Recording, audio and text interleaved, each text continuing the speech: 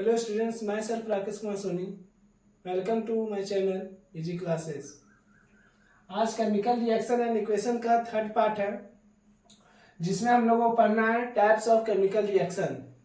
Types of chemical reaction मतलब chemical reaction का कितना टाइप्स होता है, how many types of chemical reactions.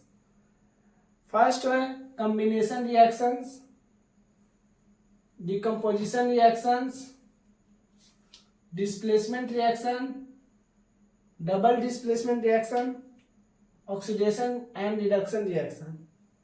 Five types होते हैं: combination, decomposition, displacement reactions, double displacement reactions and oxidation and reduction reaction. There are 5 types of chemical reaction. अब हम लोग एक एक करके पढ़ेंगे डिटेल्स में, एग्जांपल के साथ, कौन सा रिएक्शन कैसा रिएक्शन होता है। क्या है कॉम्बिनेशन रिएक्शन? क्या है कॉम्बिनेशन रिएक्शन? ठीक है, तो इसका डिफिनेशन आप लिख सकते हैं: दो reaction in which two or more substance combine with each other to form single substance or single product. इसका मतलब है कॉम्बिनेशन रिएक्शन में दो या दो से ज्यादा सब्सटेंस रहेगा जो कि रिएक्ट करेगा, कंबाइन करेगा और सिंगल प्रोडक्ट बनाएगा। इसका डिफिनेशन लिख सकते हैं ऐसे करके: दो substance in which two or more substance combines with each other to form single product or single substance is known as combination reactions. आइए देखते हैं एग्जांपल। आपको सारा नोट्स यहाँ पे तो हम एग्जांपल से समझेंगे, आपका सारा नोट्स चैप्टर के एंड के बाद पीडीएफ पे मिल जाएगा टेलीग्राम चैनल पे। ठीक है, एग्जांपल से समझते हैं कि एग्जांपल क्या होता है। जैसे कि बहुत छोटा सा एग्जांपल हम लेते हैं सबसे पहले। जैसे कि मान लीजिए H2 प्लस O2। क्या है H2 प्लस O2 H2O, ऐसे। यह है कॉम्बिनेशन रिएक्शन। ठीक है, कॉम्बिनेशन रिएक्शन। यहाँ पे आप लिख सकते हैं कॉम्बिनेशन, यहाँ पे आप लिख सकते हैं कॉम्बिनेशन। क्या लिख सकते हैं? कॉम्बिनेशन। क्या हाइड्रोजन और ऑक्सीजन मिलके क्या बन रहा है? वाटर बन रहा है। ठीक है, और एग्जांपल लिख सकते हैं जैसे कि मान लीजिए H2 plus Cl2 F2HCl, gaseous form में है और ये भी आपका गैसियस बनेगा। ठीक है, ये हो गया 2HCl हो गया। और भी बहुत सारे एग्जांपल है। एक और एग्जांपल हम लिख सकते हैं, जैसे कि देखिए कैल्शियम ऑक्साइड। क्या है कैल्शियम ऑक्साइड? जिसको हम लोग क्यूक्लाइम बोला जाता है, चूना भी बोला जाता है इसको, क्यूक्लाइम प्लस वाटर, तो हम लोग क्या मिलता है? Calcium hydroxide. क्या मिलता है? Calcium hydroxide. तो ये सब एग्जांपल्स है कॉम्बिनेशन रिएक्शन का। और यहाँ पे एरो पे आप लिख सकते हैं कॉम्बिनेशन। क्या लिख सकते हैं? कॉम्बिनेशन। यह है कॉम्बिनेशन रिएक्शन। इसमें हम नेक्स्ट पढ़ते हैं हम लोग। क्या है नेक्स्ट? Decomposition reaction. क्या है? Decomposition reaction. डिकम्पोजिशन रिएक्शन, तो डिकम्पोजिशन रिएक्शन क्या होता है?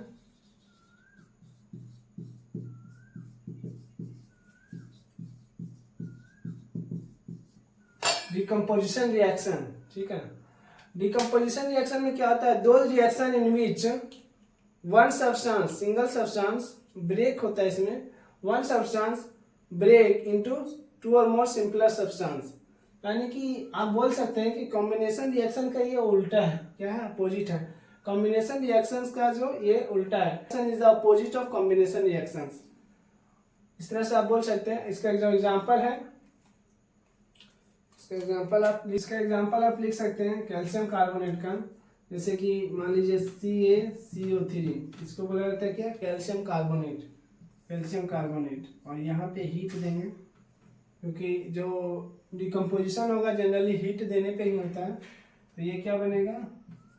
Calcium oxide plus carbon dioxide. ठीक है, ये सॉलिड फॉर्म में होगा और ये भी सॉलिड बनेगा और ये गैस बनेगा। कैल्शियम कार्बोनेट जब हीट करते हैं उसको, तो वो ब्रेक डाउन होता है टू सिंपलर सब्सटेंस में, calcium oxide and carbon dioxide. फिर से आप देख सकते हैं कैल्शियम कार्बोनेट, ठीक है, कैल्शियम कार्बोनेट जब ब्रेक होता है, जब इसको हीट देते हैं तो वो बनता है कैल्शियम ऑक्साइड और कार्बन डाइऑक्साइड, ठीक है। एक और एग्जाम्पल आप लिख सकते हो, क्या है FeSO4 फेरस सल्फेट, सॉलिड का फॉर्म होता है। इसको जब आप हीट कीजिएगा, ठीक है, जब इसको हीट कीजिएगा तो यहाँ पे डिकम्पोजिशन लिख सकते हैं, डिकम्पोजिशन होगा इसलिए डिकम्पोजिशन लिख सकते हैं। हीट करने पे जनरली डिकम्पोजिशन होता है, ठीक है। FeSO4 को जब आप हीट कीजिएगा तो यहाँ पे क्या क्या बनेगा, Fe2O3 बनेगा, SO2 बनेगा और SO3 बनेगा, दोनों ये जो होगा गैस होगा। सल्फर डाइऑक्साइड इसको बोला जाता है और इसको बोला जाता है सल्फर ट्राइऑक्साइड, और यहाँ पे 2 लगा रहे बैलेंस करने के लिए। ये होगा सॉलिड फॉर्म में, ठीक है। ये एग्जांपल हो गया। तो डिकम्पोजिशन रिएक्शन मतलब कि जो सिंगल सब्सटेंस रहेगा वो ब्रेक डाउन होगा सिंपलर सब्सटेंस में, 2 और मोर सिंपलर सब्सटेंस में, ऐसे रिएक्शन को हम लोग बोलते हैं डिकम्पोजिशन रिएक्शन। और एक चीज और बोला जाता है थर्मल डिकम्पोजिशन, क्योंकि ये डिकम्पोजिशन होने के लिए यहाँ पे क्या हो रहा है, डिकम्पोजिशन होने के लिए हीट का रिक्वायरमेंट हो रहा है, तो हमने इसको क्या बोलेंगे, थर्मल डिकम्पोजिशन, ठीक है, थर्मल डिकम्पोजिशन, ठीक है। और डाइजेशन ऑफ फूड, जो हम लोग खाना खाते हैं वो भी सिंपलर सब्सटेंस से ब्रेक डाउन होता है, तो उसको भी हम लोग क्या बोल सकते हैं, decomposition reaction. Digestion of food को भी बोल सकते हैं डिकम्पोजिशन रिएक्शन। अब नेक्स्ट जो है कि डिस्प्लेसमेंट रिएक्शन। तो डिस्प्लेसमेंट रिएक्शन में वन एलिमेंट अनदर एलिमेंट को डिस्प्लेस करेगा। रिएक्शंस में एक एलिमेंट दूसरे एलिमेंट को डिस्प्लेस कर देता है, उसको हम लोग क्या बोलते हैं, डिस्प्लेसमेंट रिएक्शन। इसके एग्जांपल्स आप समझ सकते हैं। देखिए जैसे कि यहाँ पे मान लीजिए Zn है सॉलिड फॉर्म में, ठीक है, जिंक, और यहाँ पे CuSO4 एक्वस सॉल्यूशन है इसका, ठीक है। तो ये क्या होगा, डिस्प्लेसमेंट रिएक्शन इसमें होगा, क्या होगा, ZnSO4 प्लस Cu, ये सॉलिड डालेगा और ये एक्वस सॉल्यूशन में होगा, ठीक है। तो यहाँ देख सकते हैं पहले क्या है, जिंक जो फ्री स्टेट में, जिंक सॉलिड फॉर्म में है और CuSO4 एक्वस सॉल्यूशन में। तो ये Cu4 एक्वस सॉल्यूशन में क्या हो रहा है, जो प्रोडक्ट्स बन रहा है Cu को ये डिस्प्लेस कर दे रहा है और जिंक क्या हो जा रहा है, यहाँ पे ऐड हो जा रहा है। तो ZnSO4 और कॉपर सॉलिड में। तो डिस्प्लेसमेंट रिएक्शन क्यों हो रहा है, यहाँ पे डिस्प्लेस ये क्यों किया, इसका ये जो जिसको डिस्प्लेस करता है इसका मतलब ये होता है यहाँ जो जिंक है वो मोर रिएक्टिव है कॉपर से, इसीलिए ये जिंक इसमें डिस्प्लेस कर दिया। रिएक्टिविटी सीरीज में आप पढ़े होंगे कि जो ज्यादा रिएक्टिव रहता है वो उसको डिस्प्लेस कर देता है। यहाँ पे जिंक ज्यादा पावरफुल है तो जिंक क्या करेगा, कॉपर को डिस्प्लेस करेगा और खुद वहां पे ऐड हो जाएगा।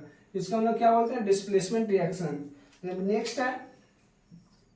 नेक्स्ट है डबल डिस्प्लेसमेंट रिएक्शन। क्या है, double displacement reaction. Double displacement reaction का मतलब होता है कि इसमें जो एलिमेंट होगा वो दोनों एलिमेंट एक दूसरे को एक्सचेंज करेगा, एक्सचेंज ऑफ आयंस होता है इसमें, अपना प्लेस को डिस्प्लेस कर देगा। दोनों जो दो एलिमेंट रहेगा, दो एलिमेंट अपने प्लेस को चेंज कर देगा, उसको हम लोग बोलते हैं डबल डिस्प्लेसमेंट रिएक्शन। इसमें सिंगल डिस्प्लेसमेंट हो रहा है, एक ही एलिमेंट एक को चेंज कर रहा था। यहाँ पे जो एग्जांपल हम अभी बताएंगे उसमें क्या होगा, दोनों एक दूसरे को डिस्प्लेस कर देगा, उसको हम लोग क्या बोलते हैं, डबल डिस्प्लेसमेंट रिएक्शंस। क्या बोलते हैं, डबल डिस्प्लेसमेंट रिएक्शन। अब देखिए इसका एग्जांपल क्या होगा, AgNO3, ठीक है, प्लस NaCl एक्वस सॉल्यूशन में दोनों। तो यहाँ क्या बनेगा, AgCl silver chloride AgCl plus NaNO3, क्या बनेगा, NaNO3।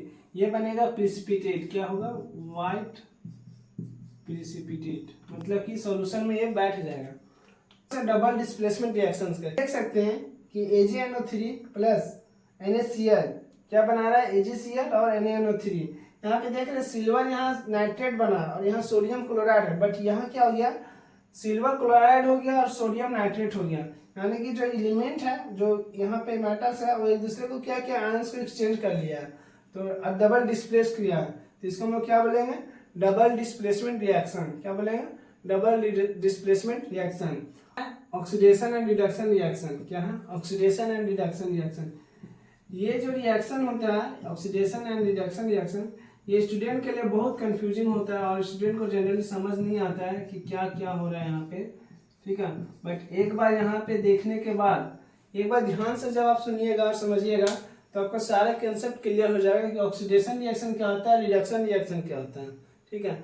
इसको बहुत ध्यान से समझना होता है, एक बार बहुत अच्छे से समझना होता है, उसके बाद ही समझ में आएगा। नहीं तो ये हमेशा स्टूडेंट इस पे क्वेश्चन भी आते हैं, इसमें जो हमेशा क्वेश्चन भी आएगा एग्जाम में, और स्टूडेंट जल्दी में हड़बड़ी में गलत भी हो जाते हैं। इसका जो आंसर जब करते हैं स्टूडेंट तो गलत हो जाता है, बट जब जो एक बार समझ जाते हैं उसके लिए बहुत आसान हो जाता है। बहुत आसान सा रिएक्शन है oxidation reaction and reduction reaction.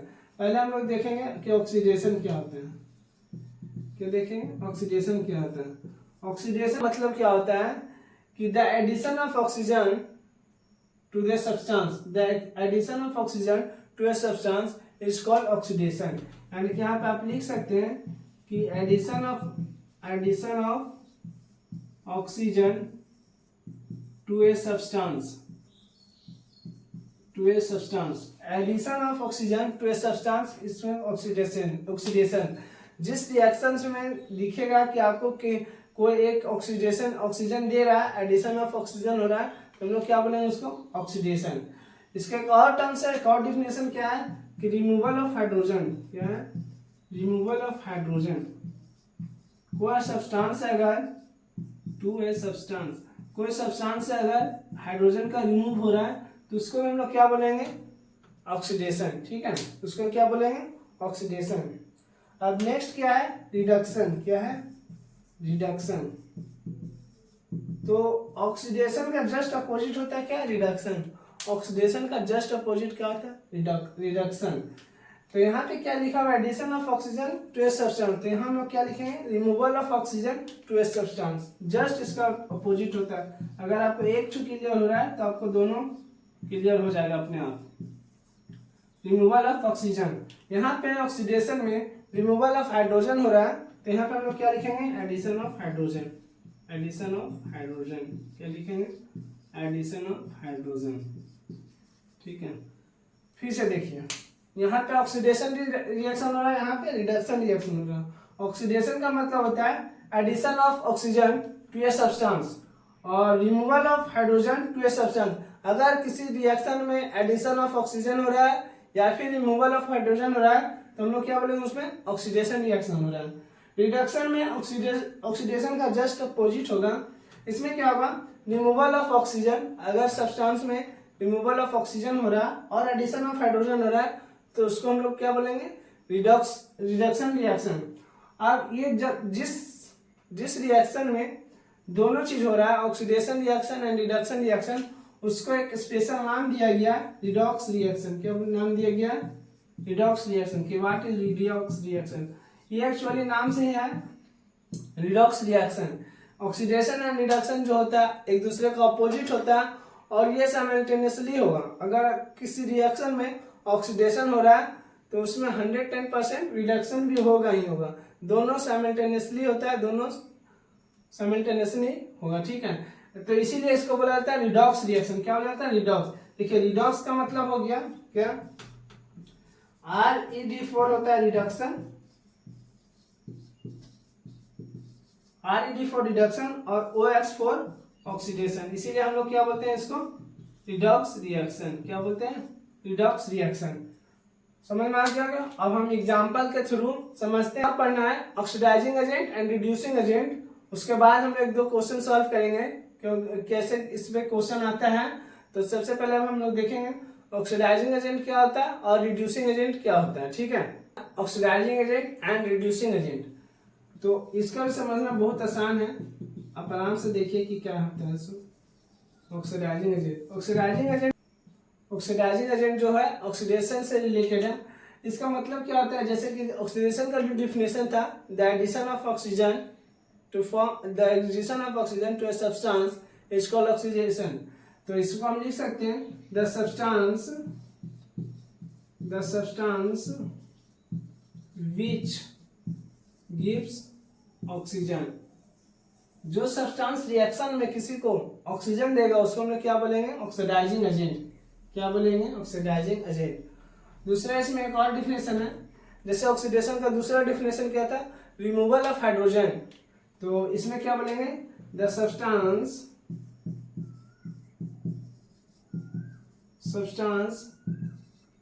which reduces hydrogen, और यहां पे लिख सकते हैं, विच रिमूव हाइड्रोजन। क्या लिख सकते हैं, रिमूव हाइड्रोजन। तो ये हो गया ऑक्सीडाइजिंग एजेंट, मतलब कि the substance which gives oxygen, जो भी सब्सटेंस ऑक्सीजन देगा उसको हम लोग क्या बोलेंगे, ऑक्सीडाइजिंग एजेंट। जो भी सब्सटेंस हाइड्रोजन को रिमूव करेगा रिएक्शन में उसको हम लोग क्या बोलेंगे, रिड्यूसिंग एजेंट। और इसका जस्ट उल्टा क्या होता है, रिड्यूसिंग एजेंट। Reducing agent. तो जब आप ऑक्सीडाइजिंग एजेंट समझ गए तो रिड्यूसिंग एजेंट आपको अपने आप समझ में आ जाएगा। रिड्यूसिंग एजेंट जो है रिडक्शन से है, किससे, रिडक्शन से। रिडक्शन का the addition of hydrogen is known as reduction. The addition of hydrogen is known as reduction. तो हम लोग क्या बोलेंगे, the substance which gives hydrogen, ऐसे बोल सकते हैं। जो सेकेंड एग्जांपल था वो क्या था, ऑक्सीजन का removal of oxygen is known as reduction. तो हम यहाँ लिख सकते हैं the substance which remove hydrogen, which remove oxygen. इस तरह से हम लोग समझ सकते हैं ऑक्सीडाइजिंग एजेंट क्या होता है और रिड्यूसिंग एजेंट क्या होता है। ऑक्सीडाइजिंग एजेंट क्या है, the substance which gives oxygen, और एक और इसका डिफिनेशन क्या है, the substance which remove hydrogen. Reducing agent क्या होता है, the substance which gives hydrogen, और फिर सेकेंड डिफिनेशन क्या है, the substance which remove hydrogen, sorry the substance which removes oxygen. तो जब आप इस डिफिनेशंस को अच्छे तरीके से समझ लेंगे तो इससे जो क्वेश्चन आता है वो बहुत इजी तरीके से बन जाता है। बहुत आसान सा क्वेश्चन आता है, बट एग्जाम में स्टूडेंट्स हड़बड़ी में या अच्छे से समझ के नहीं जाते हैं तो वो क्या कहते हैं, गलती कर देते हैं, मिस्टेक्स कर देते हैं और नंबर इसमें नहीं आ पाता। और ये एग्जाम में हमेशा क्वेश्चन आने का चांसेस ज्यादा रहता है, मोस्ट इंपॉर्टेंट क्वेश्चन रहते हैं सर। तो इसमें देखते हैं कि एग्जाम्पल से हम लोग समझेंगे, क्वेश्चन से समझेंगे कि इस पे क्वेश्चन किस टाइप का आता है। ठीक है, एग्जाम्पल एक रिएक्शन लिखा रहेगा, ठीक है, CuO कॉपर ऑक्साइड, क्या बोलते हैं इसको, कॉपर ऑक्साइड प्लस H2 रहेगा इसमें। ठीक है, तो इसमें जो रिएक्शन प्रोडक्ट बनाएगा H2O प्लस Cu, ठीक है, ये सब बनाएगा।